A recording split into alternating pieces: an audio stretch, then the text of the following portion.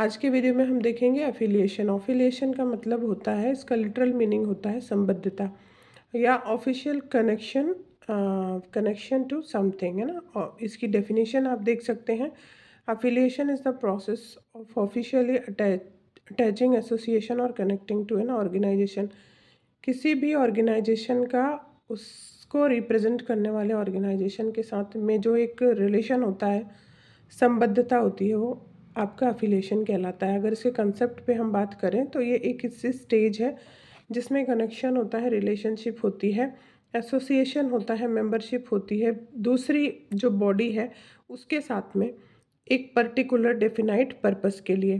और एफिलिएशन क्या होता है? ये एक रिटन एग्रीमेंट है।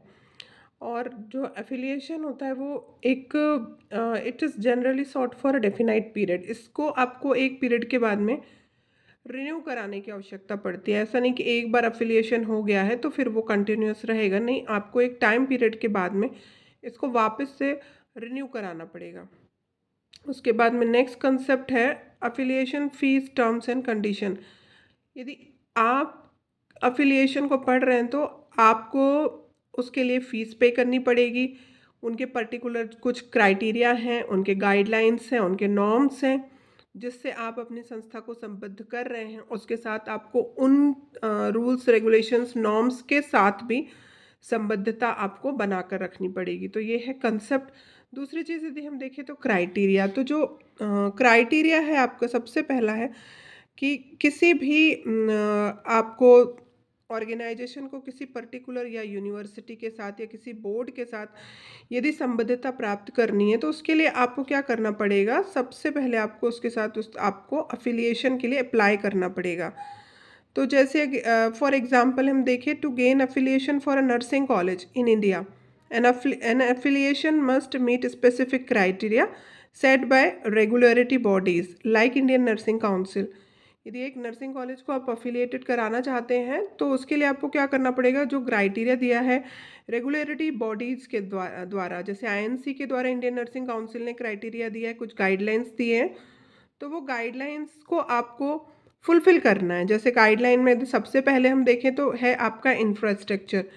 तो जो इंफ्रास्ट्रक्चर होना है, तो guidelines according to the number of student और स्ट्रेंथ ऑफ योर इंस्टीट्यूशन, आपका इंफ्रास्ट्रक्चर उतना है। प्रोग्राम के अकॉर्डिंग आपका जो इंफ्रास्ट्रक्चर है, जो गाइडलाइन आपको आईएनसी ने दी है, उतना अप्रोप्रिएट होना चाहिए। दूसरी चीज़, यदि एक ही इंस्टीट्यूशन में बहुत सारे प्रोग्राम चलाए जा रहे हैं, जैसे कि जैसे फार्मेसी है या और भी कॉलेजेस हैं, और भी कुछ एजुकेशनल प्रोग्राम्स हैं, एक ही कॉलेज है लेकिन अगर नर्सिंग भी वहाँ पर है तो उसके अफिलिएशन के लिए वहाँ पे उसके लिए सेपरेट एक बिल्डिंग होना चाहिए। ऐसा नहीं होना चाहिए कि आप एक ही बिल्डिंग में सारे प्रोग्राम्स को रन करें। फिर दूसरा है आपका जो इंफ्रास्ट्रक्चर में एक चीज़ और आती है कि जो आपका कॉलेज है, इंस्टीट्यूशन है, वो रेसिडेंशियल एरिया में नहीं होना चाहिए। फिर है आपका कि जो आपके स्टूडेंट्स हैं उनके लिए प्रॉपर हॉस्टल फैसिलिटीज़ होनी चाहिए। जितने स्टाफ वहाँ स्टूडेंट्स हैं वो प्रॉपर उसमें अकोमोडेट किए जा सके। फिर है कि आपको वहीं पर स्टाफ का अकोमोडेशन भी प्रोवाइड करना है। और जो साइज़ है बिल्डिंग का वो अप्रोप्रिएट होना चाहिए according to the number of students which are admitted to your college. उसके बाद दूसरा हम देखते हैं तो फैकल्टी की बात आती है।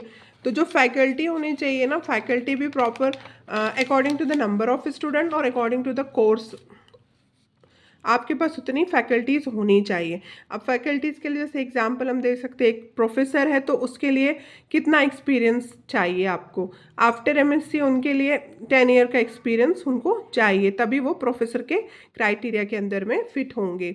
तो और नंबर ऑफ़ स्टूडेंट्स, जैसे रेशियो होता है स्टूडेंट और टीचर का, तो 1:10 होता है, तो उतना रेशियो भी आपको फुलफ़िल करना है। तो ये फैकल्टीज़ के लिए क्राइटेरिया आ जाएगा। फिर करिकुलम है, तो करिकुलम में क्या आएगा?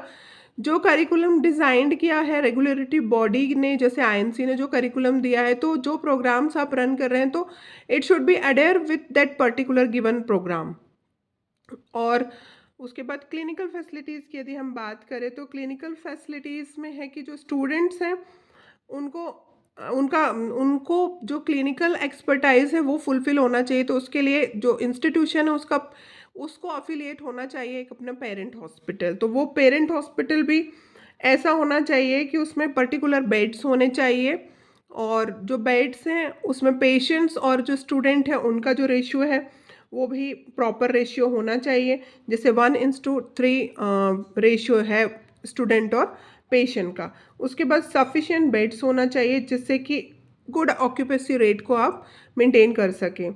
और जो आपका कॉलेज है और जो आपका पेरेंट हॉस्पिटल है उसका जो डिस्टेंस है वो भी गिवन क्राइटेरिया के अकॉर्डिंग ही होना चाहिए। उसके बाद यदि हम देखें तो अदर फैसिलिटीज़ के अंदर में आ जाती है जो लैब्स हैं, जो लाइब्रेरी है, प्रॉपर बुक्स होना चाहिए, नंबर ऑफ़ बुक्स होना चाहिए, नंबर ऑफ़ आर्टिकल्स होने चाहिए, नंबर ऑफ़ डमीज़ होना चाहिए, कम नहीं होना चाहिए। According to the strength of the students all this things should be there.